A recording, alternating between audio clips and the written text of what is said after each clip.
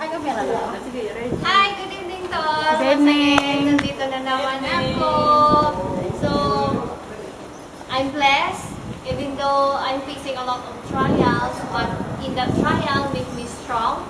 Yes. Give trust to Jesus, believing on Him that He is my Savior and provide everything. So, my testimony is about between my employer and me and the two kids. Last time is like so perfectionist, little bit wrong, it's like that. So now she's changed a lot, and the kids also is changed a lot.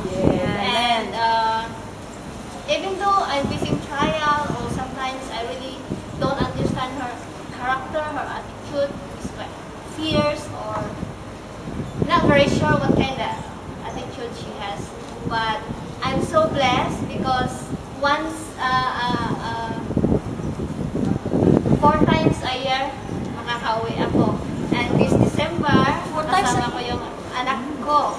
So, supposed to be ako ang bibili ng ticket, pero kasi nawala nga yung working permit ko sa Pinas, dapat siya ang magbayad ng working permit.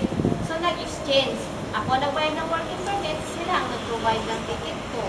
Then, basta maraming nagbago sa amo ko at saka sa mga bata through prayer and belief in Jesus. So, talagang maraming pagbabago. At saka gusto ko sa pag-uwi ko, i-share ko yung Word of God sa family ko, especially sa tatay ko. Kasi ayaw kong, I don't want to walk alone with Jesus. So I want that my family, I bring them all also, and then I share with them that how I know Jesus, and also to my son.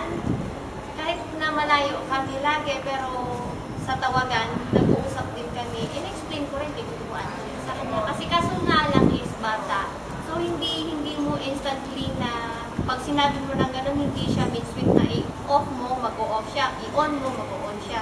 So, parang gano'n. Basta, hindi ako bagabag ngayon. Last time, nag-focus ako sa worry, yung nag-alala ako, kasi marami akong hinaharap, problema sa amo, sa pamilya, sa financial, pero sa ngayon, hindi na ako nag-worry kasi alam ko is God is there to help me. So, lahat ng glory, honor, I give back to Jesus. Amen. Amen. Thank you.